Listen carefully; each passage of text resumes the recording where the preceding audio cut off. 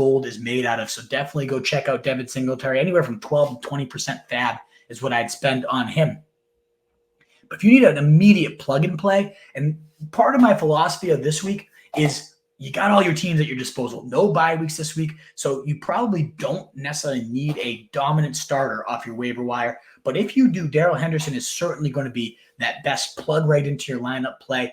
I do have a couple running backs we'll talk about momentarily above Darrell Henderson, but Henderson is more usable than any of them. So if you just want a plug-and-play starter at your running back position, here's your number one guy, and that's Darrell Henderson. He ultimately saw 18 of the 31 running back carries, 58% of the snaps, 38% of the routes, and 8% target share. Walked right into the 1A role of this backfield. The only other running back to touch the field was the god-awful Royce Freeman. 42% of the snaps, 40% of the rush attempts, 22% of the routes, but 0 targets. Henderson got the goal line look, converted for a touchdown. He also got 2 targets compared to no targets or TDs for Royce Freeman. And I called this one. I'll have to pat myself on the back a little bit for this one. I wrote about Zach Evans and how he was fool's gold, and especially after they signed Darrell Henderson, and they said the familiarity. I've always loved working with Darrell. Smart, conscientious. He's always been very productive whenever he's played as a runner, pass catcher, never been afraid to stick his face on people in protection. And that was the big thing.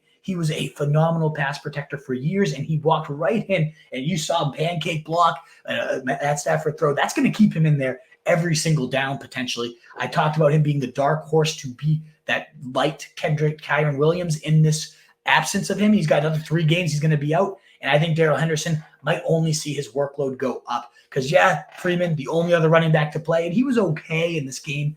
Got, I believe, 6 fantasy points on the day, but ultimately 3.0, 2.9 yards per carry the past couple years, 35, 56, and 41 carries in that span. Just nothing special at all here for Royce Freeman. So I wouldn't be shocked if they just decide, let's just have give Darrell Henderson the Kyren Williams role, which was the running back 4 in fantasy for that span. More valuable workload than even Christian McCaffrey on the season.